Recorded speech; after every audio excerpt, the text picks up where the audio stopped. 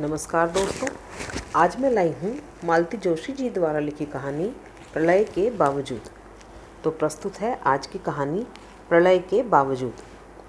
Check पर तारीख डालने से पहले वे हमेशा की तरह ठिठक गईं। दयाराम, आज तारीख क्या होगी? दयाराम इस संभावित प्रश्न के लिए पहले से तैयार था। उसने फौरन जवाब दिया, 19। आज 19 जनवरी है। 19 जनवरी? मतलब आज तो समधी जी की सालगिरह है। दयाराम के लिए यह खबर नई थी। कौन समधी जी? उसने अचकचाकर पूछा।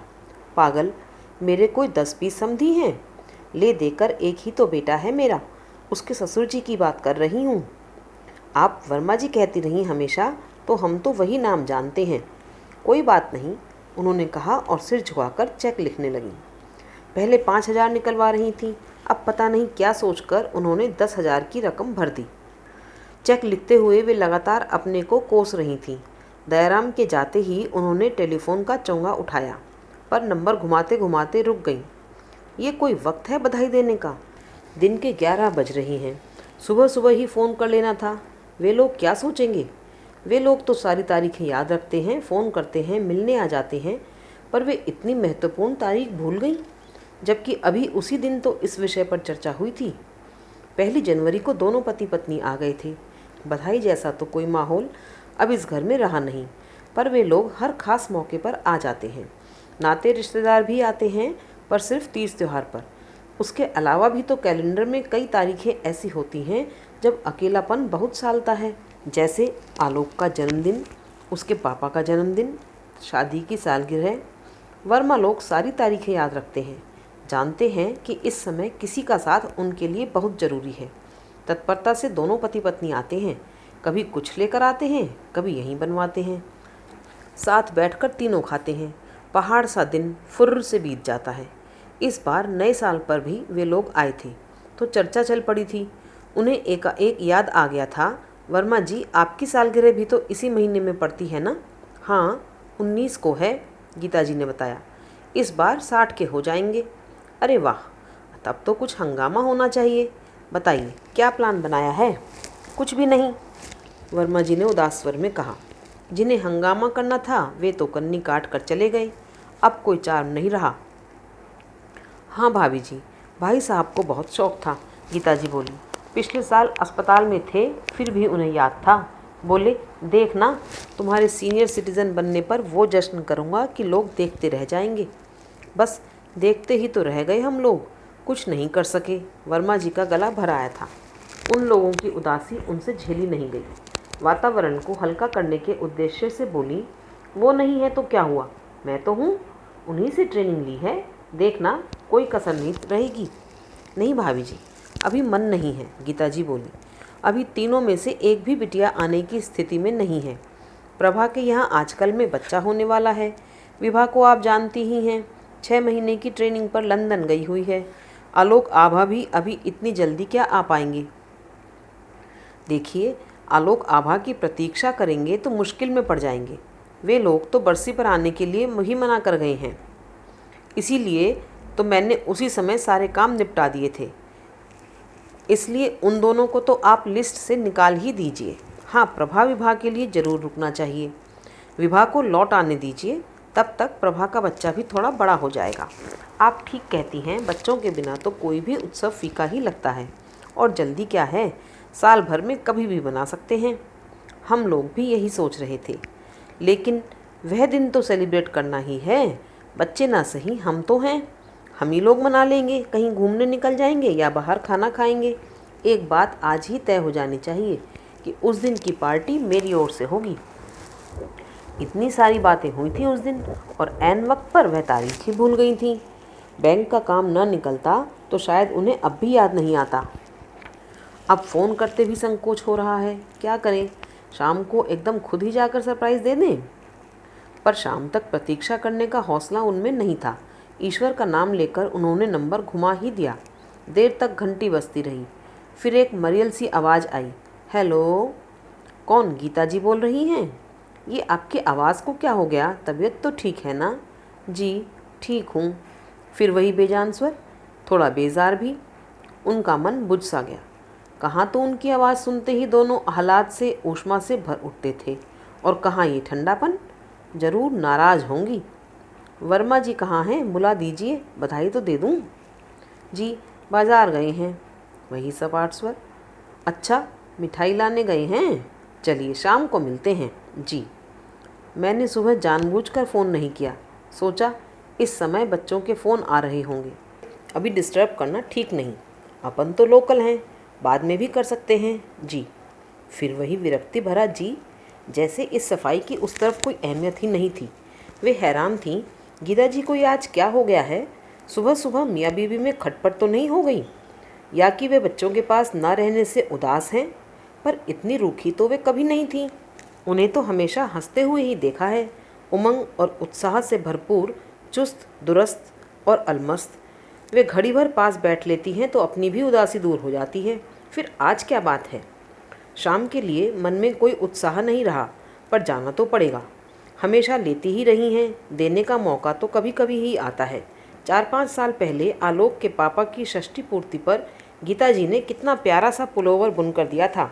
उनके लिए भी हाथ से कढ़ी एक शॉल दी थी।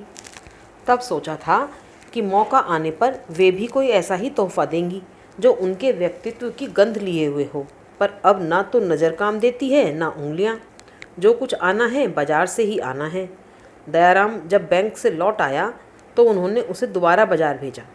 वर्मा जी के लिए पीटर इंग्लैंड की एक बढ़िया सी शर्ट मंगवा ली। केक के लिए आमिर में ऑर्डर दे दिया। बुके के लिए सोचा कि जाते हुए ले लेंगे। गीता जी के लिए साड़ी तो उनके स्टॉक से निकल आई, वहाँ तो अंबार लगा हुआ था। सोचती हैं कि सब दे दुआ कर ख़त्म करें, पर किसे दें? लड़कियां तो आजकल पहनती ही नहीं। उनकी तो उनकी आभा की दर्जनों साड़ियाँ पड़ी धूल खा रही हैं, लेकर ही नहीं जाती। कुछ के उसने सूट बनवा लिए हैं। पहले तो उनका मन बहुत दुखी था, पर बाद में यही सोचकर तसल्ली कर ली थी कि चलो इतनी महंगी साड़ियाँ किसी काम तो आईं, नहीं तो उसे वहाँ जीन्स ही पहनना है। कई बार मन होता है कि आभा की बहनों में सब साड़ियाँ बांट दें, पर सोचती हैं आभा अपने हाथों से दे तो अच्छा लगेगा।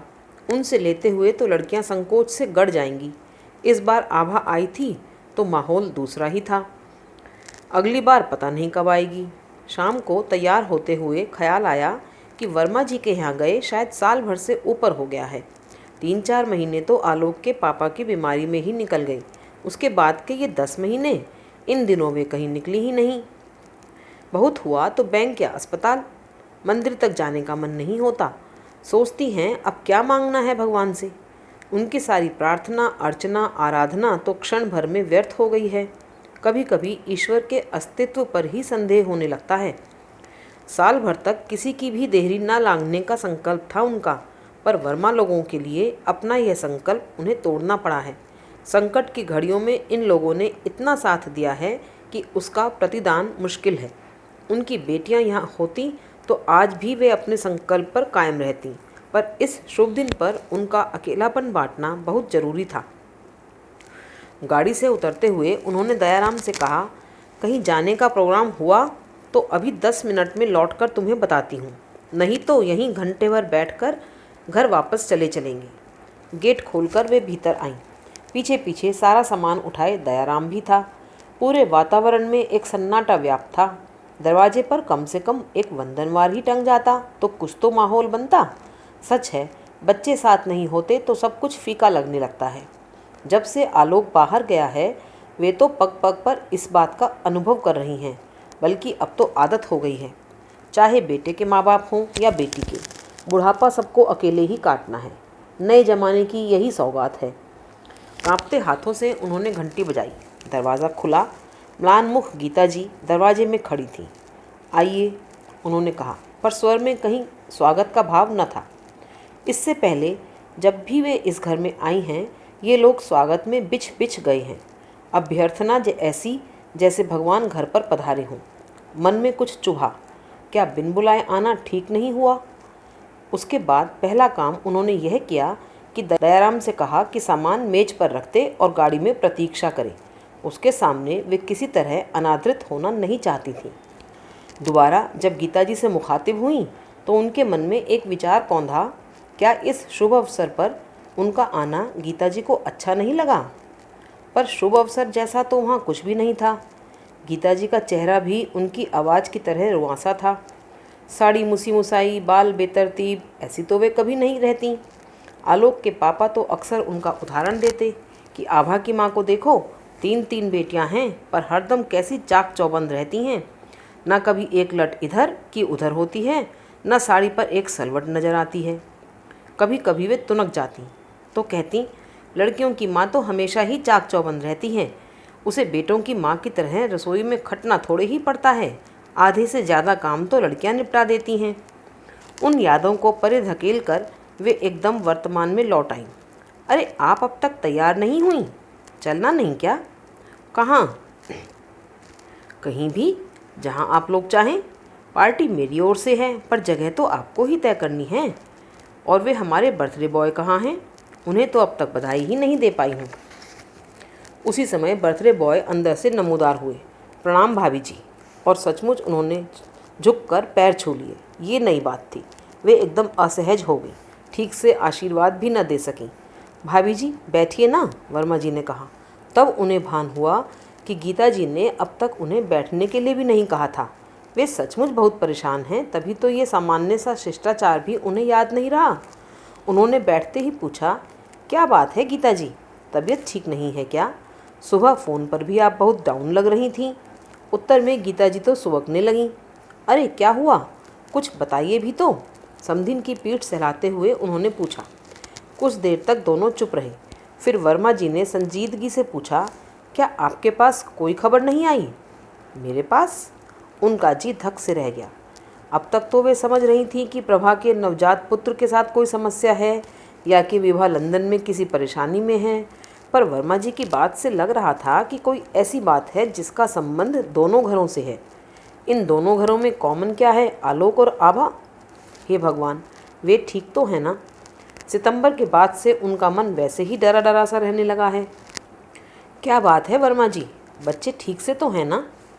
भाभी जी, क्या आपको सचमुच कुछ पता नहीं है? उन्हें कहाँ से पता होगा, गीता जी ने सुबकते हुए कहा। आभा ने लिखा तो है। क्या लिखा है आभा ने? घबराहट के मारे उनका कलेजा मुंह तक आ गया। आप खुद ही देख लीजिए, वर्मा जी बोले और फिर पत्नी से पूछा, वह चिट्ठी कहाँ है? आभा ने मना किया था ना, आंसू पोंछती हुई गीता जी बोली। उसे मैं समझा दूंगी गीता जी, पर अब पूरी बात जाने बिना मुझे चैन नहीं आएगा। भाभी जी ठीक तो कह रही हैं, रोध होकर तुमने उनका बीपी तो बढ़ा ही दिया है। अब पूरी बात बता दो, वैसे भी छुपाने में क्या तुक है?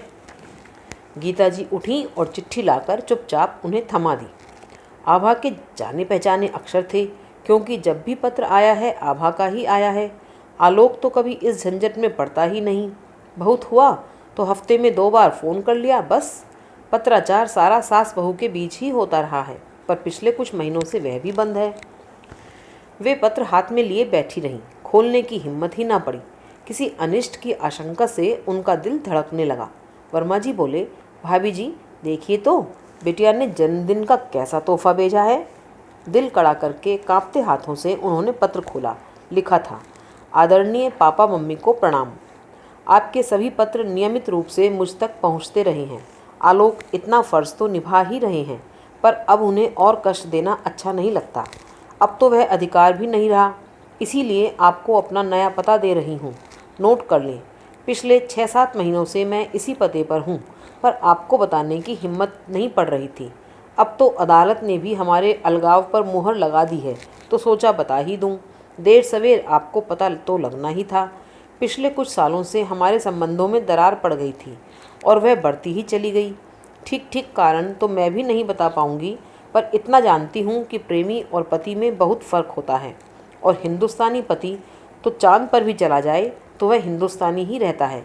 यह तो मैं अपनी बात कह रही हूँ, हो सकता है आलोक को भी मुझसे ढेरों शिकायतें हों।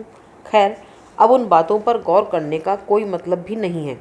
मानसिक रूप से तो हम बहुत पहले ही एक दूसरे से दूर जा चुके थे, पर उन दिनों पापा जी बहुत बीमार थे, इसलिए हम लोग चुपचाप बने रहे।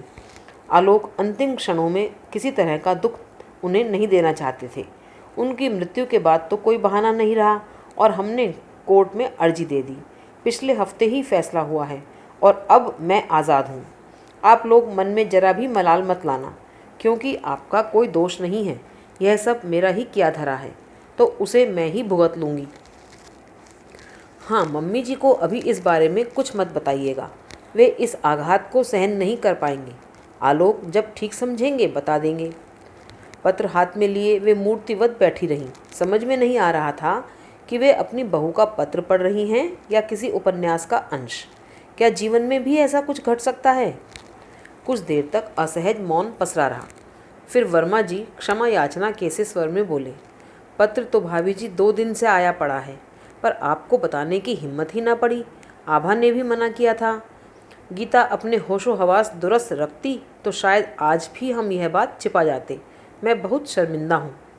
कोई बात नहीं, कभी ना कभी तो पता चलना ही था। सूनर द बेटर, उन्होंने डूबती सी आवाज़ में कहा। यह एक वाक्य भी उनके लिए भारी पड़ गया था।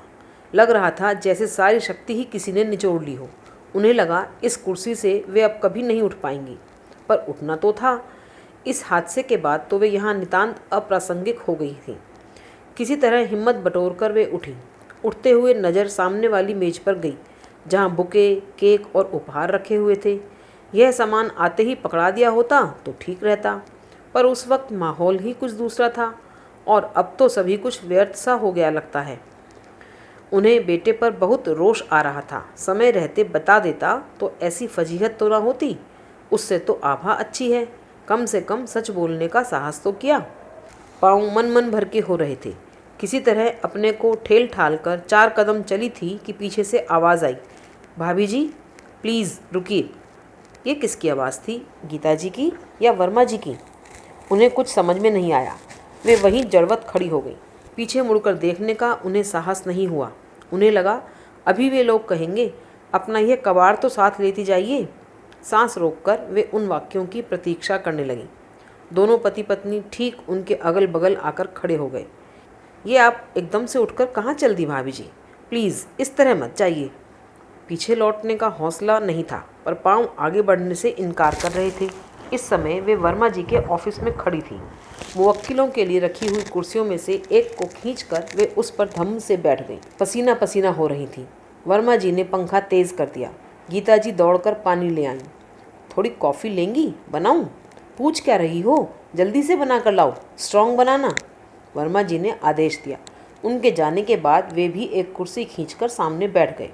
भाभी जी, आप इस तरह एकाएक उठकर चल दी तो हम तो सकते में आ गए। 8 साल के रिश्ते को आपने एक झटके में तोड़ दिया। बताइए, हमारे संबंधों की नींव क्या इतनी भुरभुरी है कि? नींव ही तो दरक गई है वर्मा जी, उन्होंने उसांस भरकर कहा। नहीं भाभी जी, वह नींव नहीं थी। वे लोग तो निमित्त मात्र हैं।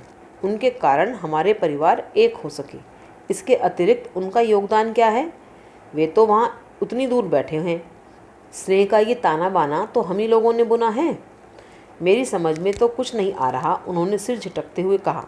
तब तक कॉफ़ी आ गई थी। तीनों चुपचाप कॉफ़ी गटकते रहे। फिर अपना कप खाली करके वर्मा जी ने बोलना शुरू किया। मैं नहीं जानता कि आपके मन में इस समय क्या चल रहा है। मैं तो अपने मन की बात कहता हूँ। आभा की सगाई के दिन भाई साहब ने मेरी पीठ पर हाथ रखकर कहा था, वर्मा जी आज से आप मेरे छोटे भाई हुए, और इस रिश्ते को उन्होंने ताउम्र निभाया। आभा की शादी में उनकी भलमनसाहत के दर्शन सबने किए। आलोक आपका इकलौता बेटा था। उसकी शादी को लेकर आपके मन में सैकड़ों अरमान होंगे। हमारी जाति अलग थी, सामाजिक स्तर भिन्न था, आर्थिक परिस्थिति में भी अंतर था, पर अपनी हताशा या निराशा को आप लोगों ने कभी जाहिर नहीं होने दिया। हमने किसी पर कोई उपकार नहीं किया वर्मा जी, सिर्फ बेटे की खुशी को अपनी खुशी मान लिया। ऐसा कितने लोग कर पाते हैं भाभी जी? प्रभा की शादी में आप थीं तो वहाँ तो मेरे सजातीय समधी मेरी पगड़ी उछालने को तैयार बैठे थे। बेटे को फेरे पर ही ना आने दें। भाई साहब तो उस दिन मेरे लिए देवदूत बनकर आए।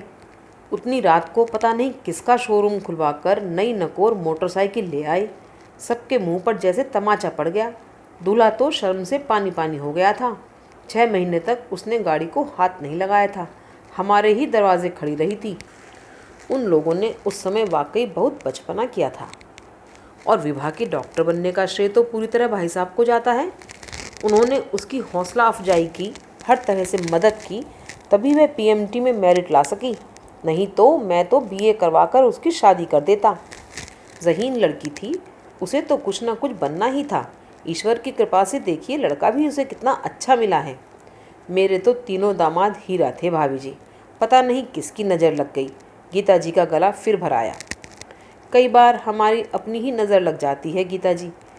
हम अपने ही भाग्य पर फूल कर कुप्पा होते रहते हैं और विधाता मुस्कुराता रहता है। अब आप लोग नज़र की बातें कर रही हैं तो मुझे भी याद आ रहा है कि जो मेरी आंखें हैं भाई साहब का ही आशीर्वाद है। उन्हीं की बदौलत आज मैं देख पा रहा हूँ, नहीं तो वह रेटिन रप्चर या जाने क्या था, उसकी वजह से तो मैं अंधा हो गया होता। उनका यह उपकार तो मैं कभी नहीं भूल सकता। क्या बात कर रहे हैं वर्मा जी, अपनों के बीच कभी इस तरह उपकार की भाषा बोली जाती है? आज प्रसंग उठा है तो मुझे कह लेने दीजिए भाभी जी। भाई साहब रातों रात मुझे प्लेन से बम्बई ले गए, उतने बड़े अस्पताल में इतने मशहूर सर्जन से ऑपरेशन करवाया। क्या यह सब करने की मेरी हैसियत थी? यही नहीं, अपने काम का नुकसान करके खुद भी मेरे साथ 15 दिन वहाँ रुके रहे। मैं तो ज़िंदगी भर के लिए उनका कर्जदार हो गया हूँ। हम सब एक दूसरे के कर्जदार हैं वर्मा जी। इनकी बीमारी में आपने जो सेवा की, सगा भाई भी नहीं कर सकता। संकट की उन घड़ियों में मुझे आप दोनों का ही सहारा था। बेटा तो बहुत बाद में आया और बहू तो एकदम 13वीं पर आई। उस समय गीता जी साई की तरह मेरे साथ थीं। माँ की तरह उन्होंने मेरी भूख प्यास का ख्याल रखा। आप लोगों के बल पर ही मैं उस शोक से उबर सकी हूँ, नहीं तो टूट ही जाती। आपका यह एहसान मुझ पर हमेशा रहेगा। वाह भाभी जी, अब आप भी एहसान की उपकार की भाषा बोलने लगी, गीता जी ने टोका। हमने कोई एहसान नहीं किया, सिर्फ अपना फ़र्ज़ भर निभाया है। वाह गीता जी, 2 दिनों में पहली बार आपने एक कायदे की बात कही। वर्मा जी बोले, भाभी जी ये तो पत्र पढ़ते ही ऐसी खटपाटी लेकर पड़ गई कि क्या बताऊं। कितना समझाया कि भगवान 7 समंदर पार बैठकर उन लोगों ने कोई बेवकूफ़ी की है तो उसका खामियाजा हम क्यों भुगतें, हम अपना बुढ़ापा क्यों ख़राब करें। मैं उन्हें दोष नहीं देती वर्मा जी, पत्र पढ़कर तो मेरे भी हाथ पांव फूल गए थे, पैरों तले की ज़मीन ही खिसक गई थी। इनकी मृत्यु का सदमा तो मैं झेल गई थी क्योंकि वह अपेक्षित था, पर यह आघात तो एकदम अप्रत्याशित है। लगता है जैसे मेरा पूरा संसार ही भर भरा कर गिर पड़ा है। वो तो आपके घर में हूँ इसलिए होशो हवास में बैठी हूँ, घर पर होती तो पता नहीं क्या हाल होता। हमें मालूम था तभी तो हमने आपको रोक लिया, गीता जी ने कहा। और भाभी जी इस दुख से भी आपको उबरना होगा। मुश्किल तो है पर मुझे विश्वास है आप यह कर लेंगी। यह मत सोचिए कि आप अकेली हैं, हम लोग भी आपके साथ हैं। आधी रात को भी आवाज़ देंगी तो दौड़े चले आएंगे। अब किस अधिकार से आवाज़ दूंगी वर्मा जी? फिर वही बात, हम लोग क्या सिर्फ रिश्ते की डोर से बंधे हुए हैं? कहने को मेरे और भी 2 समधी हैं, उनसे तो हमारे इतने आत्मीय संबंध नहीं हैं। यह तो मन के मिलने की बात है। समधी ना सही, हम दोस्त तो बने रह सकते हैं ना। थोड़ी देर तक कोई कुछ नहीं बोला। फिर वर्मा जी ही बोले, आभा की गोद न भरने का बड़ा दुख था गीता को, पर मैं सोचता हूँ ईश्वर ने हम पर यह कृपा ही की है। क्या बात करते हैं, सच कह रहा हूँ गीता। बच्चे होते तो हमारे दुख में आज एक चिंता भी घुल जाती। अब कम से कम उतनी तसल्ली तो है। बच्चे होते तो शायद यह नौबत नहीं आती, उन्होंने उदास भाव से कहा। अरे नहीं भाभी जी, वे लोग जिस देश में रहते हैं वहाँ बच्चों को इतनी अहमियत कौन देता है। लोग 2-2, 3-3 शादियाँ करते हैं और उन शादियों की संतानें कभी माँ के साथ कभी पिता के साथ घिसटती रहती हैं, नहीं तो किसी हॉस्टल में अपना बचपन गुजार देती हैं। बच्चों के लिए सब कुछ सहना समझौते करना तो हमारी संस्कृति है, और अब तो हमारे यहाँ भी वो बात नहीं रही। इस मामले में भी हम पश्चिम की नकल करने लगे हैं। वैसे बच्चे होते तो अच्छा होता, मैं उन्हें पाल लेती, कम से कम मेरे लिए जीने का एक बहाना तो होता, उन्होंने उसास भरकर कहा। बशर्ते बच्चे आपके पास रहते, और रहते भी तो आप कितने दिन तक रख पाती? आपकी कोई उम्र है बच्चे पालने की? आपको तो खुद देखभाल की ज़रूरत है।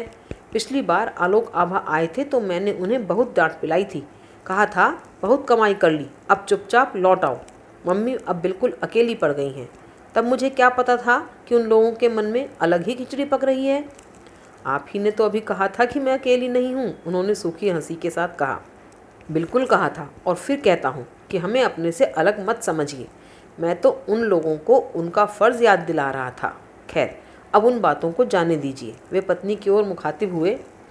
आदरणीय गीता जी, ये मनहूसियत झाड़िए और कृपा करके फटाफट तैयार हो जाइए।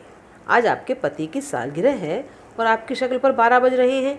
जाइए, अच्छे से तैयार होकर आइए। भाभी जी इतना सुंदर केक बनवा कर लाई हैं, पहले उसे काटते हैं और फिर कहीं बाहर चलते हैं, मौज मस्ती करते हैं। मौज मस्ती की बात आप सोच भी कैसे सकते हैं? क्यों नहीं सोच सकता गीता जी? आज मैं बहुत खुश हूँ। आज की शाम मैं आलोक आभा के बच्चों के नाम करना चाहता हूँ। आप पागल तो नहीं हो गए? नहीं, मैं अपने पूरे होशो हवास में हूँ। आज की शाम वाकई उन खुशकिस्मत बच्चों के नाम करना चाहता हूँ जो जन्म लेने की जहमत से बच गए। हम चाहें तो एक दूसरे को इसके लिए बधाई भी दे सकते हैं। वे हंस दी। खुश होने के लिए ये बहाना भी कोई बुरा न था। अभी आप सुन रहे थे मालती जोशी जी द्वारा लिखी कहानी प्रलय के बावजूद।